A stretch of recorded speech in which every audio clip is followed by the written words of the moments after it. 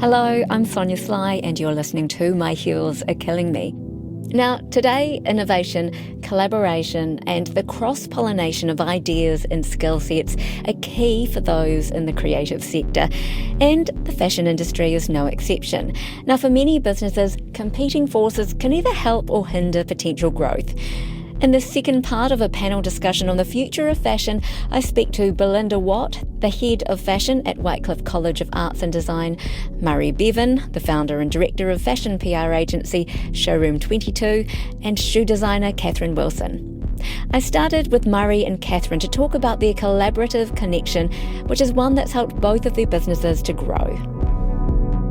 Yeah, Kath and I have actually been working together for 14 years. Something that we've done in tandem. Kathryn's got an amazing product. She's got an idea. She sticks to the idea. I try and package the idea and serve it out to media and consumers together. Brand partnerships especially, I think, has been one of those things that's knitted Kathryn into a wider community and made her a bit of a force. And how has that changed for you over 15 years since you launched your showroom? Managing those relationships and the intersection of social media with, selling product. Well, I suppose in 15 years what we've seen in New Zealand is a major change in waves, I suppose, in generations of designers. And I suppose what we've seen with Kathryn is this appetite from Kiwi consumers to engage with local and to admire local. And when you ask someone, and especially a celebrity, name your favourite fashion brands, 9 times out of 10 they're not saying Gucci, Balenciaga, etc. They're saying Kathryn Wilson, Karen Walker, Augustine, Carlson, Halewood, Zambezi, etc. And that's been great for me because it's put the power back into the hands of Kiwi designers. Although you do have international brands now as part of your showroom, where do you see New Zealand labels sitting alongside in the context of the international brands? I suppose our consumer patterns have become more diverse. People like to shop local as well as they like to maybe sometimes aspire to buy global. When we had Topshop come into New Zealand, some people freaked out and said, it's going to ruin New Zealand designers, etc. Others said, well, if I've got an idea and my idea is unique and my customer wants my idea, then we'll be fine because there's always going to be room for price point. There's always going to be room for different aesthetics. And as our consumer population grows, and I think New Zealand's population is becoming hungrier for fashion and fashion is becoming more relevant to us and we like to be fashionable, we like to look good, especially guys are trying to look better. There's room for everybody and that's an aesthetic thing and a price point thing and an accessibility thing. Now Kathryn, with you, so 15 years running the business, you feel like relationships and having built a solid foundation of those relationships has been important to building your brand. I started what I am doing now because I love shoes. I love the product and it came out of a passion of wanting to do something I love every day. And so you guard that quite closely with every decision you make. The longevity was so important to me because I wasn't just here to make money. You're not in this industry. If you're out to make a quick buck, you kind of obviously got a love for what you're doing. And so all the decisions we made from the get-go were around longevity, and whether that's the partnerships we have, the relationships we build, it's all around making that stick. And if there was ever a temptation to do with any financial reward, it was never considered over something that I see lasting a long time, taking us places, being the right fit, being, complementing what we do. How did it start? It was truly came out of what feels right to me, and that still exists 15 years in terms of who we sit with and why and where, is around that genuine connection and whether I can make them proud and whether I'm the right fit for them, and it's got that longevity message. So is that more important now than innovation? Absolutely not. You're not in the right industry if you're not going to innovate either. Every show we're doing and every connection we have with the customer, definitely every collection you're bringing out, it's innovation. Otherwise you get left behind pretty quick. Certain consumers who are loyal to brands, they want their brands to innovate. The thing about innovation, I suppose, is for me it's being driven by consumers that have got attention spans about that big, so they expect these guys to be moving into a new idea faster. So I talked to Rob Niwa, who's the general manager of Louis Vuitton down on Queen Street, and he said he's got customers that come in every week demanding something new. Now for Kathryn or other designers, that's very, very tough for us to do unless we just drip feed product in. But yeah, innovation, it's just appetite and it's money and it's We call it a share of wardrobe. Wardrobe is also becoming bigger in people's share of what they dedicate their time and their money to in their life. Last year, Showroom 22 hit its 16th birthday, and Murray wanted to change things up himself. So he was looking for new ways to grow his business, and he had all sorts of ideas. We changed premises recently, so I'd always thought about this great place where fashion could live and ideas could live and creativity could live. And maybe we bring in a cafe, and maybe we bring in a florist, and I was going to talk to Jordan at the caker and see if she was going to come and make cakes every Friday morning. So we just wanted more things happening, because I think that encourages optimism and ideas and creativity. So what we've created is we've built a photo studio inside our fashion showroom. We've got content creation companies that work within our company. We've got salespeople from a brand that we represent who share space. We've got an art director and stylist who also share space. So what we're creating now is clients come to us for one thing, and they all of a sudden get inspired for 2 or 3 other maybe layers of their business demands, or we inspire them to think about something else. Now, in the previous panel, we talked a little bit about the volatility of the industry, and Levi Strauss's Chip Bergh has said in an interview that you can't control everything, but what we can control are our actions and how we deploy resources. And so I want to direct that to you, Belinda.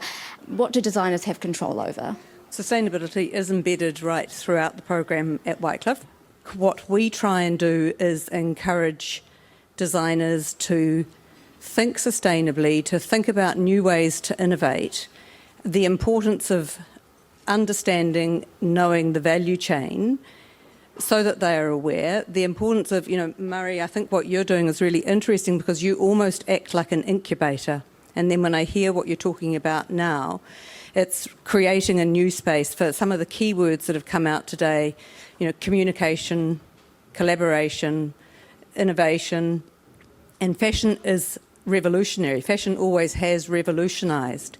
And so I think now, fashion really is in a position to revolutionise again.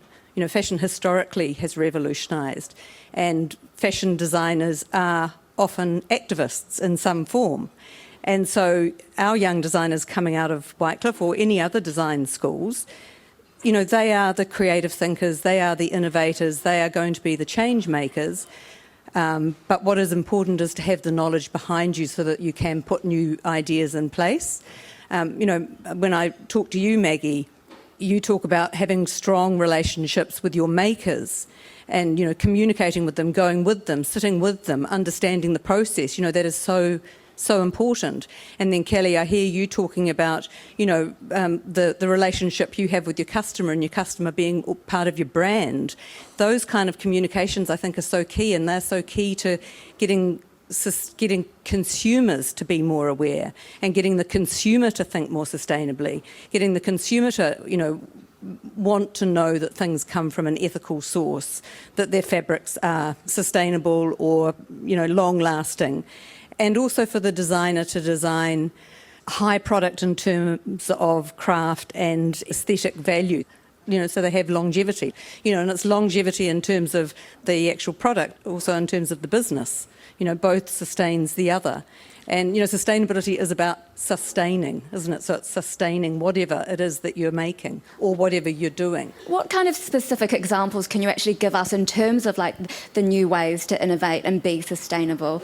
Yeah, we've had some great trips to India. I've also taken students to the Sustainable Fashion Summit in Copenhagen, and they come back with new ideas. But India has had a huge impact in terms of understanding artisanal craft and artisanal value and sustaining craft. I mean, the first time we went to India and our students brainstormed with fashion students at Pearl Academy, New Zealand students came from a very ecological, trying to sustain things ecologically, whereas for the Indian students, predominantly what they wanted to sustain was their craft, because they have craft. We don't have those crafts.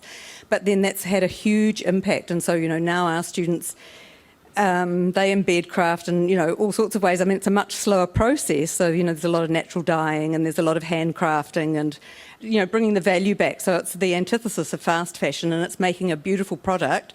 Any beautiful product we have, we want to hold on to, whether it's clothing or, something beautiful in your house.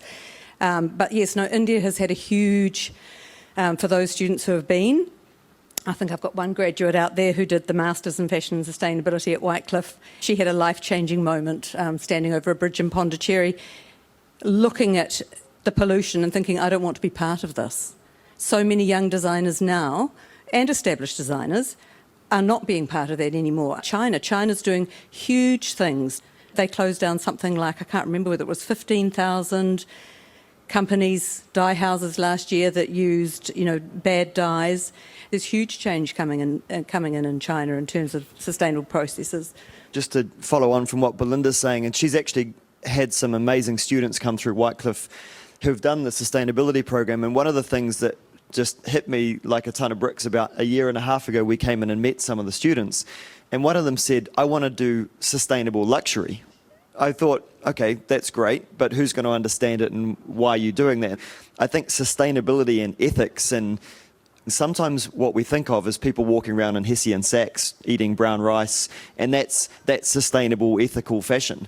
That's changing really fast. Maggie's an amazing example of that. Wynne Hamlin, Harman Grubisher, who graduated from Whitecliffe, they can create beautiful, very luxurious products in a sustainable way. Yes, the price point is higher, and you're very lucky to be able to afford that, but it doesn't have to be the case anymore that sustainability and ethics means hippy-dippy.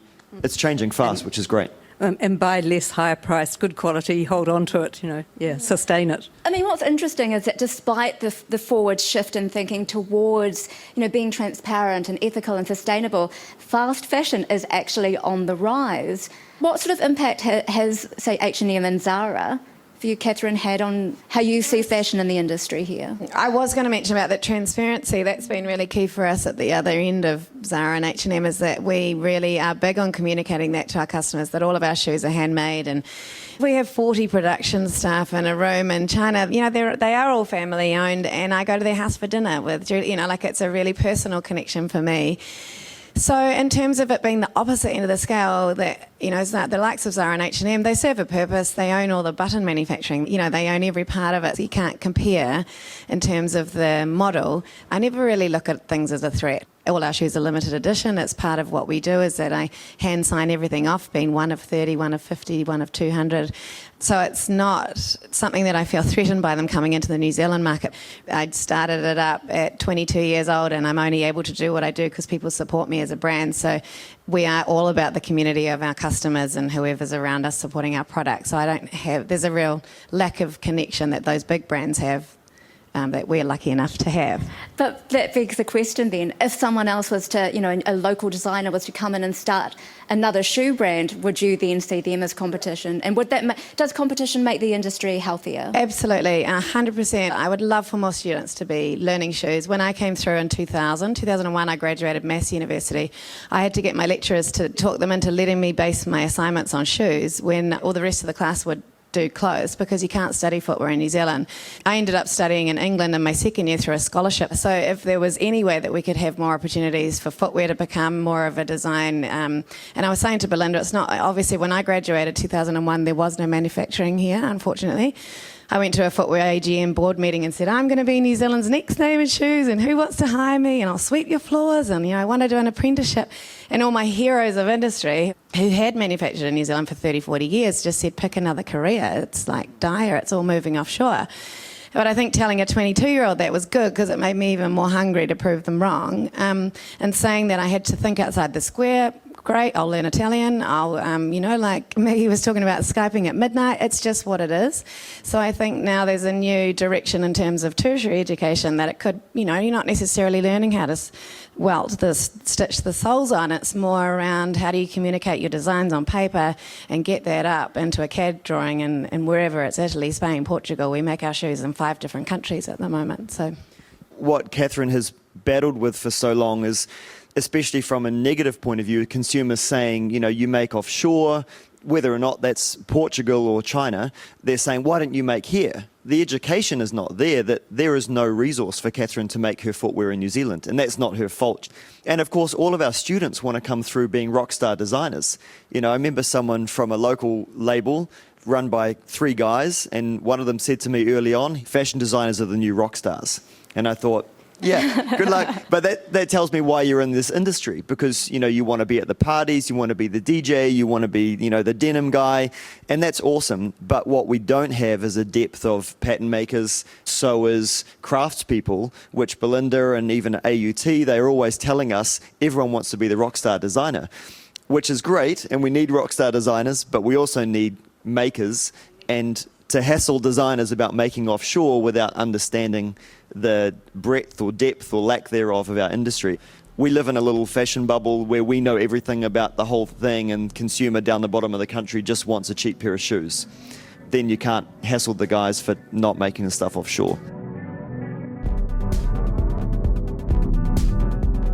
That was Murray Bevan. You've also heard Belinda Watt from Whitecliffe College of Arts and Design and shoe designer Kathryn Wilson. That was part of a panel on the future of fashion. Special thanks to Fashion NZ and New Zealand Fashion Week for making the panel possible. Next week, Perry Drysdale from Untouched World shares the story behind building a lifestyle brand and being sustainable ahead of her time. If you'd like to listen again or to find out more, head to the RNZ website and look for My Heels Are Killing Me, or head to Podbean, Stitcher, Radio Public, or wherever you get your podcasts. Catch you soon.